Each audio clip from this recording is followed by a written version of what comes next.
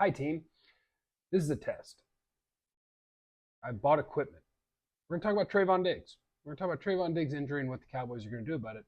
But it's also a test run because your boy bought a couple of things. Got a phone stand so that my phone's not moving. Got a little microphone that I can hook up to me so that when I'm too lazy to step foot in the studio, I'm trying to see, does this sound okay? Does this look okay? Got a little stand, picture, stationary, microphone, should sound better than when I'm just sitting on the couch with my phone with headphones in. So let's talk about Trevon Diggs, shall we? We shall. He's out for the year, torn ACL, right? Happens, sucks. Glad he got his money before he got hurt. I'm sure that is a little bit of a relief. Not that it matters, because I'm sure he would much rather be playing football than counting money. But what does it mean for the Cowboys? Well, it means step one, I believe, is very, very, very simple, but also has some questions about it. Step one is, what are you going to do? The answer to what are you going to do, I think it's pretty easy. You're going to use the offensive line theory of best five. And when that comes to the secondary, it's best three. Who are my best three corners? And I believe that answer today is Jordan Lewis is in. Jordan Lewis played 10 snaps last week, which honestly was kind of a surprise considering how little he did in camp and preseason. I was like, dude, that guy's not even ready. Why are you keeping him on the active roster? Why wouldn't you pup him or IR him or whatever, short-term IR him, and then bring him back after he's had 4, 5, 6 weeks? But son of a biscuit, if he wasn't out there and played 10 plays. Now, does that come with its own worries? Sure, he played 10 plays. And it's going to involve moving multiple pieces because Deron Bland is going to have to move from the slot, where he's been wonderful, to the outside. Do I believe he can do that? I do. Do I believe Jordan Lewis can play the slot? I do. That's okay.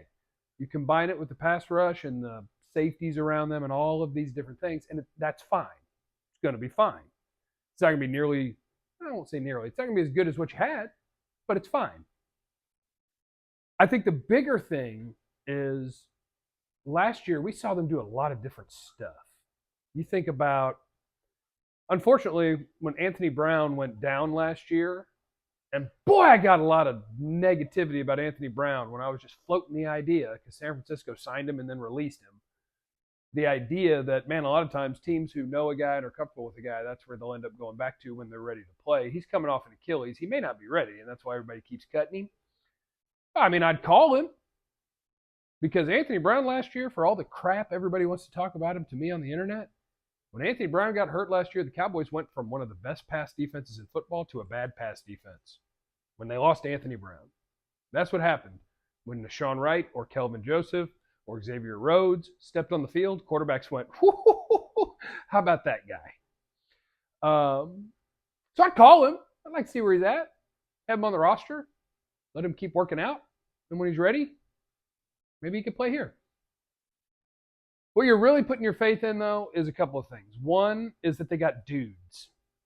The dudes don't all have cornerback next to their name. Like, I don't want to see Eric Scott or Deshaun Wright. Deshaun Wright would be a couple weeks away, short-term IR. I don't want to see Eric Scott on my NFL field.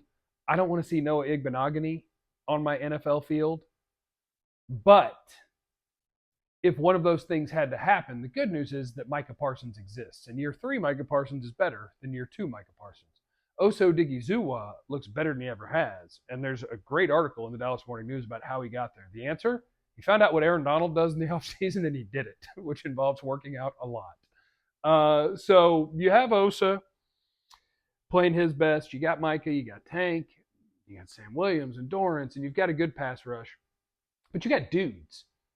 For a team that couldn't develop safeties to save their lives for a long time, now they can do it easily. Dan Quinn is a beast. Wanye Thomas makes plays. Y'all remember Izzy Mukwamu, corner at South Carolina, safety with the Cowboys, played in the slot, was at the Tampa playoff game, and he played it really well. Wanye Thomas, when he plays, this dude just keeps making plays. Marquise Bell went from safety to linebacker and keeps making plays. So, when a team has a ton of wide receivers on the field, you want to have a ton of corners on the field. But you've also got a really good pass rush. Your linebackers run like the wind. Your safeties are awesome, and it's a deep group that goes 4 or 5 deep with dudes that can play. So the good news is you've got dudes, and you've got a guy that's really good at figuring stuff out. What am I going to do with these dudes to make it work that we can cover up for the fact that we're missing Trevon Diggs. That's what they're going to have to do. Step one is going to be, hey, Jordan Lewis, you're playing football. Maybe Izzy gets some action in the slot. Maybe there's another safety that they think they can use in that way. Is that Wanye? Probably not Curse. It's probably not Wilson. No, it's not Hooker. Maybe Wanye. And maybe I'll be pleasantly surprised.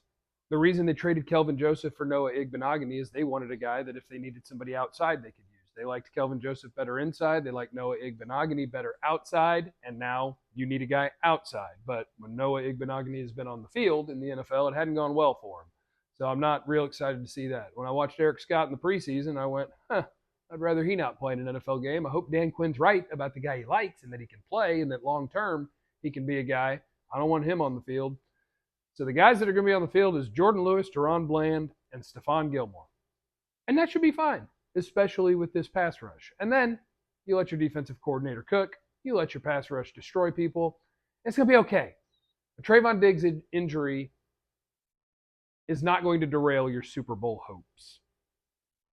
They're better with him, but it's not going to derail it. You're going to be okay. This has been a test run of Jeff's phone stand and microphone. If it doesn't sound good or look good and I don't get to upload it, I'm going to be pissed. Remember, you have no idea what anyone's going through, so be cool to everyone.